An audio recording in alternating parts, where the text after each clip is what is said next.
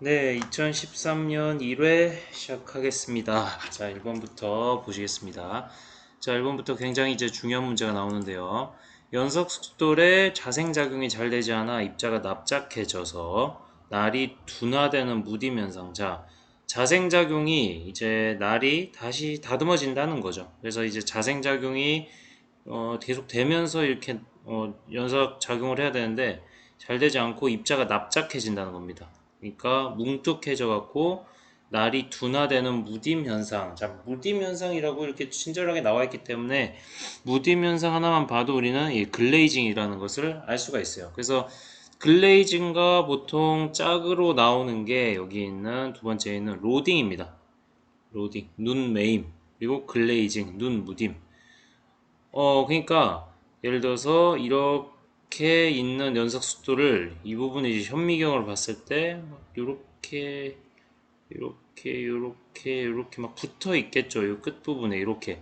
그래서 이 부분이 일정 시간이 되고 아니면 어느 정도 가공이 된 다음에 얘가 떨어져 나가야 됩니다. 이런 입자들이 떨어져 나가면서 이 뒤에 있는 입자들이 다시 이제 이 날카로운 부분이 다시 연삭작용하고 이렇게 돼야 되는데 이 튀어나가야 되는 얘들이 튀어나가지 않고 이렇게 계속 닳는 겁니다.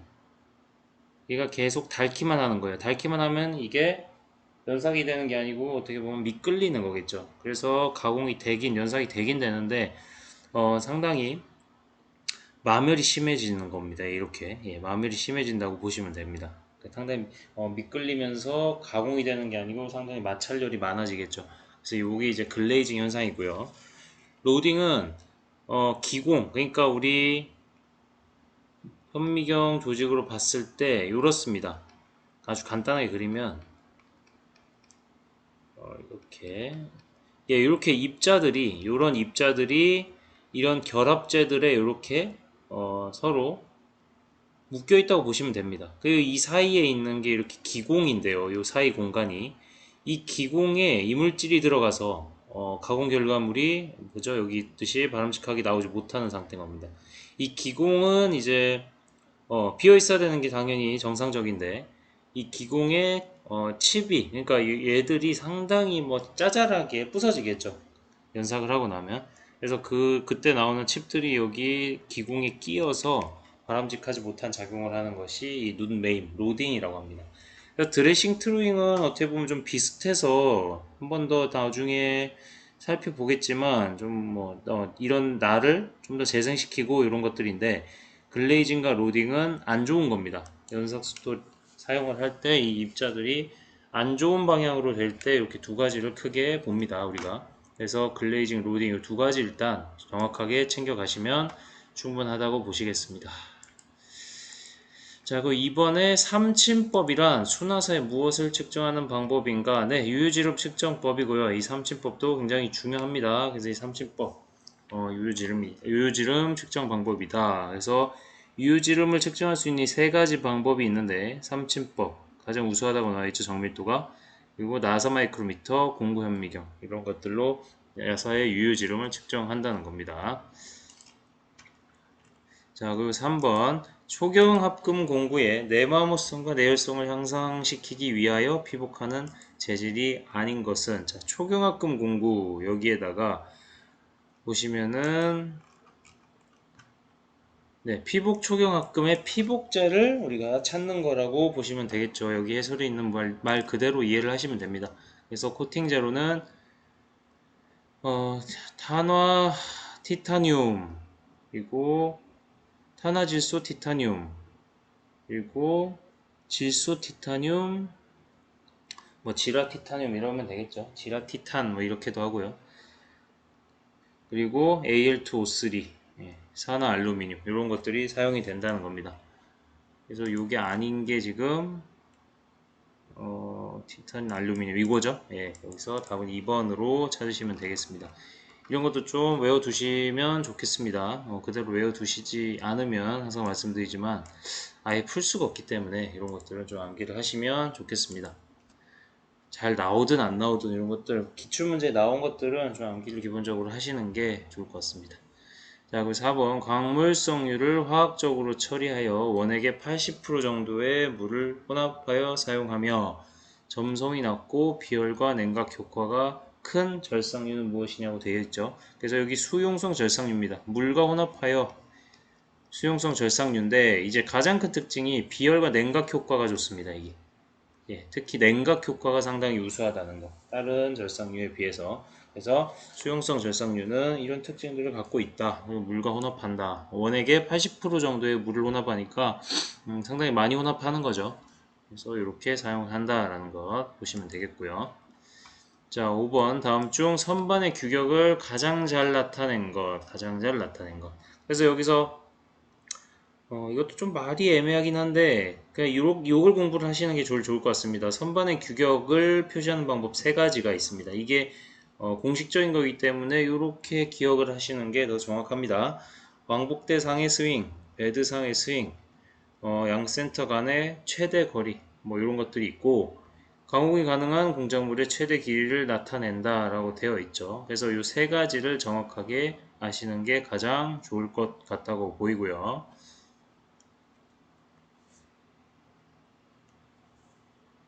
그래서 여기선 답이 2번이라고 할 수 있겠네요. 깎을 수 있는 일감의 최대 지름. 그래서 양 센터 간의 최대 거리와 직접적으로 연관이 있는 거니까 이렇게 보시면 되겠습니다. 자, 6번 밀링 작업에서 스핀들의 앞면에 있는 24구멍의 직접 분할판을 이용한답니다. 자, 직접 분할판을 이용합니다. 그래서 이때 웜을 아래로 내려 스핀들의 웜힐과 물림을 끊는 분할법은, 자, 그래서 이 뒤에 있는 방법은 뭐 하는 방법이고 작업하는 방법이고, 우리가 지금 문제를 풀기 위한 키워드는 요겁니다. 스핀들의 앞면에 있는 24구멍의 직접 분할판을 이용하는 겁니다. 그래서 이제 직접 분할법이라 하고요. 이 24구멍의 약수라고 할 수 있는 숫자들을 직접적으로 분할할 수 있겠죠. 뭐 4, 6, 8, 12구멍, 24구멍 이런 것들은 두 이구멍도 그렇고 이런 것들은 직접 분할을 바로 할 수 있다는 겁니다. 그게 안 되면 이제 우리 단식 분할법 했었죠. 40분 n은 40분의 n 요렇게 해갖고 계산하는 거 있었죠. 예, 요렇게 해서 계산을 해서 분할을 해야 된다는 거고, 직접 여기서는 직접 분할법 24구멍의 약수들을 직접 분할할 수 있는 직접 분할법이다 라는 겁니다. 자, 그리고 7번 자, 플러스 4 마이크로미터의 오차가 있는 호칭치수 30mm의 게이지 블록과 다이얼 게이지를 사용하여 비교 측정한 결과 30.274mm가 나왔다고 합니다. 치수가. 이렇게 나왔는데 오차가 있고 그렇죠. 그래서 이때 실제 치수는 얼마냐는 겁니다. 그래서 이게 우리 마이크로미터 얘를 먼저 환산을 해보면 4 마이크로미터는 0.1000분의 1 1000분의 밀이죠. 1000분의 1이죠. 그래서 0.004mm입니다. 1 마이크로미터가 1000분의 1mm, 10의 마이너스 3승 mm니까 이렇게 환산이 되고, 네, 이렇게 환산이 됩니다. 그래서 단적으로 봤을 때 0.004를 어떻게 붙일까, 앞으로 붙일까, 뒤로 붙일까, 이거를 이제 좀 센스 있는 분들은 바로 캐치를 하실 수가 있을 거예요. 30.270이냐, 그래서 30.278이냐, 이 두 개 중에 찍는 거다라는 정도는 먼저 파악을 하셔야겠죠. 그래서 이제 계산을 어떻게 하냐면, 자, 결과값, 비교 측정한 결과값 있죠, 여기. 그래서 결과값에다가 오차값을 더하면 됩니다. 그러니까 오차값이 지금 플러스 4 마이크로미터라고 돼 있죠. 그래서 오차값이 더해져 있는 오차값을 더하면 된다는 겁니다. 그래서 만약에 마이너스 오차면 그대로 마이너스를 해주시면 되고, 플러스 오차가 있으면 그대로 플러스 오차를 해서 30.278로 이렇게 계산해 주시면 되겠습니다. 실제 치수는 이렇게 해주시면 되겠습니다. 그리고 8번 작업장에서 무거운 짐을 들고 운반 작업을 할 때, 자, 안전사항이니까 이것도 한번 읽고 바로 넘어갈게요. 짐은 가급적 몸 가까이 가져온다. 네, 바로 딱 붙여서 가져오는 게 좋다고 합니다. 또 가능한 상체를 곧게 세우고 등을 반드시 하여 들어 올린다. 이거 굉장히 중요하죠. 실제로 우리 일상생활에 이런 일 많죠. 박스 올리고 박스 들어 올리고 해야 될 때 허리 굽히면 안 된다는 거. 그리고 짐을 들어 올릴 때 충격이 없어야 된다. 당연한 얘기고. 자, 짐은 무릎을 굽힌 자세에서 들고 편 자세에서 내려놓는다. 아유, 안 되죠. 이렇게 하면 무릎에 바로 하중이 다 전달이 되겠죠. 이러면. 그래서 뭐 답은 4번이고 이건 한번 이런 것들은 참고해서 우리 실생활에서도 한번 연관해서 생각해 보시면 될 것 같습니다. 자, 9번 이제 구성인선 문제가 나왔는데요. 이것도 굉장히 중요하죠. 구성인선은 별 5개로도 부족한 겁니다. 우리 기계공학 특히 절삭가공 파트에서는 구성인선이 굉장히 중요합니다. 그래서 저번에 잠깐 말씀을 드렸지만 구성인선 같은 경우에는 아예 없앨 수는 없습니다. 필연적으로 생기는데 없앨 수 없는 이유는 굉장히 생겼다 없어지는 주기가 굉장히 짧습니다. 아마 100분의 1초, 1000분의 1초 이렇습니다. 보통 우리 연구를 할 때 보면. 그래서 이거는 조건을 그냥 최대한 안 생기게끔 해주는 방법밖에 없습니다. 아예 없어지게끔 아니면 딱 구성이선을 발견해서 그거를 수정하고 이렇게는 못합니다. 그래서 구성이선의 방지 대책이라는 게 그래서 굉장히 중요한 거고요. 한번 보시겠습니다. 이송량을 감소시키고 절삭 깊이를 깊게 한다. 자, 이게 이제 나오자마자 답인데 이송량을 감소시키는 것까지는 뭐 그럴 수 있어요. 근데 절삭 깊이를 깊게 한다는 건 굉장히 무리한 가공이죠. 어떻게 보면. 절삭 깊이를 작게 하는 게 구성인선이 훨씬 덜 생긴다고 나와 있습니다. 그리고 공구경사각을 크게 주고 고속절삭을 실시한다. 네, 공구경사각이 커진다는 거는 이제 이렇게 좀 이렇게 해서 가공하는 게 아니고 좀 이렇게 해서 가공한다는 겁니다. 훨씬 더 안정적인 방식으로 가공한다는 얘기입니다. 그리고 고속절삭을 실시한다. 예, 절삭은 고속절삭. 회전수를 빨리 한다는 거죠. 회전수를 높이는 게 훨씬 더 안정적이다. 구성인선을 방지할 수 있다라는 거고 세라믹 공구 사용하는 것이 좋다. 그래서 세라믹 공구도 구성인선의 방지 대책이 될 수가 있고요. 그리고 공구면의 마찰 개수를 감소시켜 칩의 흐름을 원활하게 한다. 이것도 당연히 맞는 말입니다. 절삭류나 이런 것들을 활용해서 공구면의 마찰 개수를 최대한 감소시켜야 됩니다. 그래서 이런 것들이 있고 유동형 칩을 만드는 그런 방법, 그런 절삭 조건과도 거의 유사하다고 말씀을 드렸습니다. 그래서 여기 딱 나와 있고요. 한번 다 읽어보시면 그대로 제가 설명드린 내용들이 그대로 있습니다. 자, 그리고 10번. 수기 가공 시 작업 안전 수칙에 맞는 것. 자, 드라이버의 날 끝은 뾰족한 것이어야 하며 이가 빠지거나 동그랗게 된 것은 사용하지 않는다. 뾰족한 것은 이게 뾰족한 것이 필요가 굳이 없죠. 예. 이가 빠지거나 동그랗게 된 것은 사용하지 않는다 맞는 말이고 근데 이게 뾰족한 것은 아니죠. 드라이버 날이 뾰족하면 굳이 그렇게까지 뾰족할 필요는 없다는 얘기고 자, 정을 잡은 손은 힘을 주고 처음에는 가볍게 때리고 점차 힘을 가하도록 한다. 이것도 아니라고 보시면 되겠고 스패너는 가급적 손잡이가 짧은 것을 사용하는 것이 좋고 스패너의 자루에 파이프들을 연결하여 사용하는 것이 좋다. 자, 이거 이렇게 많이 사용을 하는데 안전 수칙으로는 맞지 않는 겁니다. 왜냐면 이게 파이프를 이렇게 연결해서 좀 힘을 더 주고자 하는 건데 이게 돌리다가 훅 빠져버리고 이러면 작업자가 다칠 수가 있죠. 뭐 이런 것 때문에 원칙적으로는 하지 않는 것이 좋습니다. 톱날은 틀에 끼어 두세 번 사용한 후 다시 조정하고 절단한다. 네, 맞는 말이고 해서 10번도 좀 안전사항 같은 내용이라서 가볍게 넘어가겠고 자, 그리고 11번 전기도금과 반대 현상을 이용한 가공으로 잠시만요. 한 가공으로 알루미늄 소재 등 거울과 같이 광택이 있는 가공면을 비교적 쉽게 가공할 수 있는 것은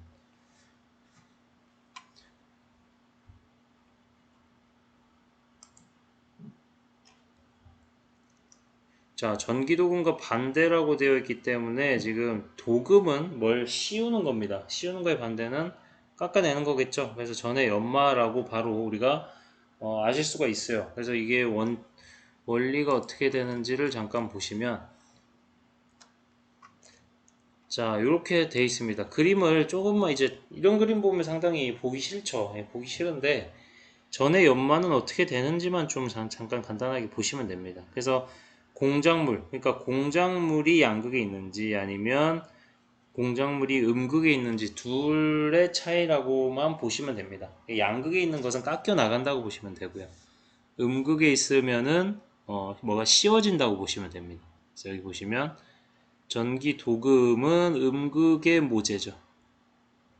음극의 모재가 있죠. 마이너스 극에 전기 연마는 플러스 극에 연마해야 할 금속이 있죠. 그래서 이 차이점이 가장 크다고 보셔도 무방합니다.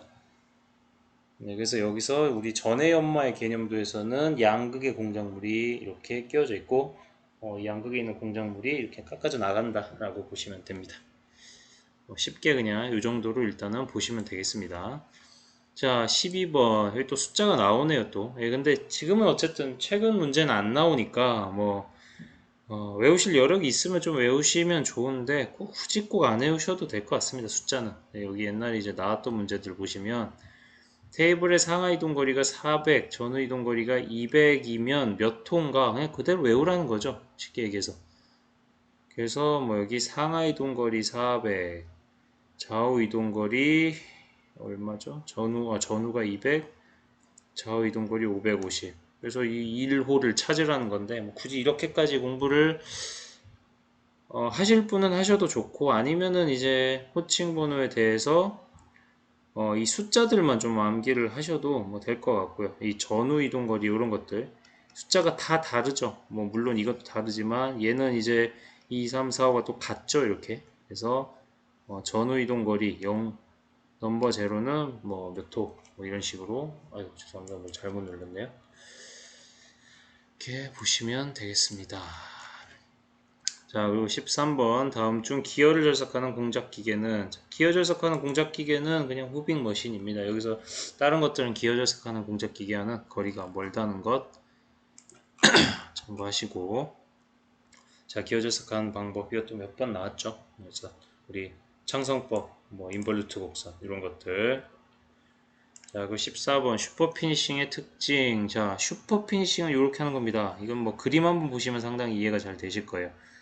그래서 이 왕복 운동하고 압력을 주면서 이렇게 우리 접선 형상으로 딱 갖다 붙여서 압력을 주는 겁니다. 그러면 이제 이 표면이 돌아가면서 회전하면서 피로 강도가 높아지고 뭐 표면 강도가 좋아지고 여러 가지 표면 거치기도 좋아지고 이런 효과를 얻는 겁니다. 근데 이제 치수를 맞추기 위한 가공이 아니다는 겁니다. 그래서 미세한 입자의 숫돌로 가벼운 압력을 줘서 표면에 있는 하여튼 표면 거치기를 좋게 하면서 피로 강도도 높여주는 이런 방식이라고 보시면 되겠습니다. 그래서 보시면 진폭이 수 미리 상당히 작다는 거죠. 상당히 조금씩 이렇게 덜덜덜 거리면서 진동수가 매분 수백에서 수천의 값을 가진다. 가공열의 발생이 적고 가공 면지층이 작아서 가공면 특성이 양호하다. 다듬질 표면은 마찰계 수가 작고 내마밀성 내식성이 우수하다. 이게 뭐 다 맞는 말인데 4번 입도가 비교적 크고 경한 숫돌의 고압으로 가야 그러니까 이거는 이제 완전히 황사같이 확 깎아내 할 때 하는 거고 이거의 다 반대입니다. 상당히 입도가 작은 숫돌로 살짝 저압으로 가압하는 방법입니다. 그래서 슈퍼 피니싱은 이렇게 넘어가고 자 15번 만능 밀링 머신에 대한 설명이 나와 있어요. 만능 밀링 머신에 대한 설명으로서 뭐 이렇게 나와 있고 큰 특징이 있다기보다는 여기 보시면 임의의 각도로 회전할 수 있는 테이블이 그죠? 테이블이 임의의 각도로 회전할 수 있다고 합니다. 그래서 만능 밀링 머신이 아니어도 뭐 공구대만 바꿔서 이렇게 하는 경우도 많은데 일단 만능 밀링 머신에 대한 설명이 이렇게 나와 있으니까 이것도 이렇게 좀 기억을 하시면 되겠습니다. 자, 16번 이게 그림을 간단하게 그려놨어요. 그래서 선반 작업에서 공구 절인의 선단에서 자 선단은 이런 끝단을 얘기한다 했죠. 바이트 밑면의 평행한 수평면과 경사면이 형성하는 각도. 자, 바이트 밑면의 평행한 수평면과 경사면이 형성하는 각도는 무엇이냐고 하냐? 네, 경사각에 대한 설명이고 얘를 뒤집었다고 생각하시면 그러니까 얘가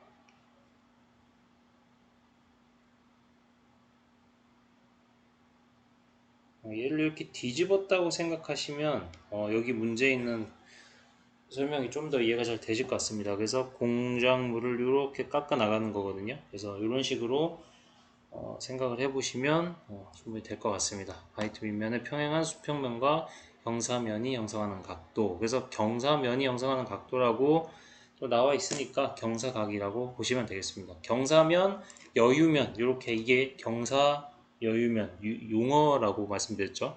경사면은 크레이터면, 여유면은 플랭크면 이렇게 플랭크 그거에 따른 각도가 크레이터가 플랭크각 이렇게 돼 있다는 것 보시면 되겠습니다. 자, 17번 투영기에 의해 측정을 할 수 있는 것은 자, 투영기는 여기 보시면 투영기도 상당히 고가의 장비인데 이게 이렇게 무슨 우리 영상기 같이 생겼죠. 보시면 피측정물의 확대된 실상을 스크린에 투영하여 육안으로 자유로이 관측하는 것이다. 이렇게 화면에 쏘는 겁니다. 그래서 비측정물의 윤곽이나 형상의 길이, 각도를 검사하거나 측정하는 데 사용된다. 라는 것. 그래서 투영기에 의해서 측정을 할 수 있는 것은이니까 여기서 뭘 찾으시면 되죠? 예, 각도 측정을 찾으시면 되겠네요. 그래서 각도 측정.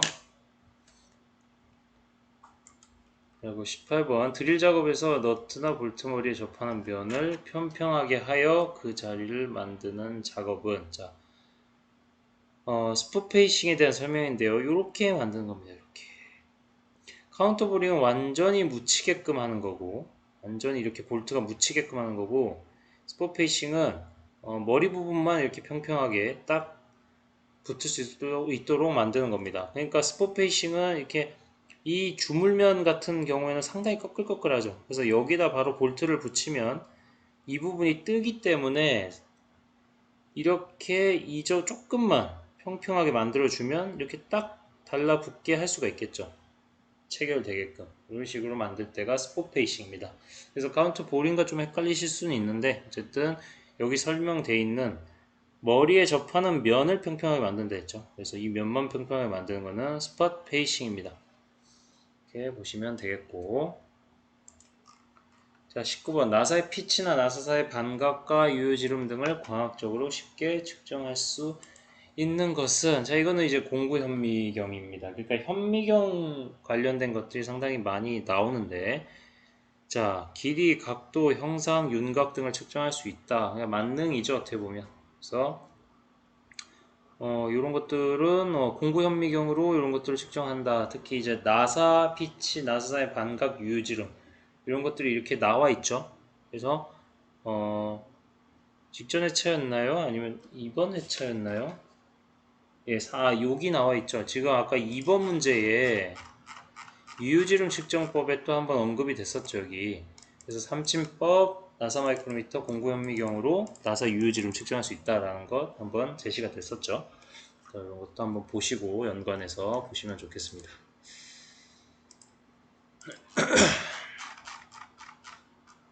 자, 20번 다음 센터리스 연삭기의 장단점에 대한 설명 중 틀린 것. 자, 센터리스 연삭기 안 나왔다가 직전 회차에는 계속 나오는데요, 이렇게. 자, 이 그림 하나 정도 그릴 수 있으면 좋겠다고 말씀드렸어요. 그래서 센터리스 연삭기는 자, 센터가 필요치 않은 거죠. 예. 그리고 자, 여기 하나씩 보기 하나씩 읽어보겠습니다. 뭐 처음 나온 게 아니니까. 센터가 필요하지 않아 센터 구멍을 가공할 필요가 없다. 이게 핵심이고. 그리고 속이 빈 가공물을 연삭할 때 편리하다. 그렇죠. 속이 중간에 이렇게 속이 비어 있으면 일반 가공하는 걸로는 이제 센터를 이렇게 잡을 수가 없죠. 이 부분은 비어 있으니까. 센터리스 연삭기는 뭐그 센터에 잡힐 부분이 필요하지 않으니까 속이 비어 있어도 되죠.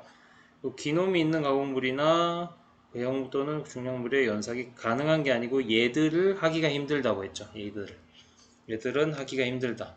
연사숫돌 폭보다 넓은 가공물을 플랜치급 방식으로 연삭할 수 없다. 네. 그리고 연삭숫돌의 폭이 크므로 연삭숫돌 지름의 마멸이 적고 수명이 길다. 뭐 이런 특징들도 있고 여기 플런지 컷 방식 이렇게 있죠? 예, 이렇게 있죠. 그래서 이런 방식으로 연산할 수 없다라는 말에 대해서도 한번 보시면 되겠습니다. 그래서 여기 1과목은 여기까지 하겠습니다.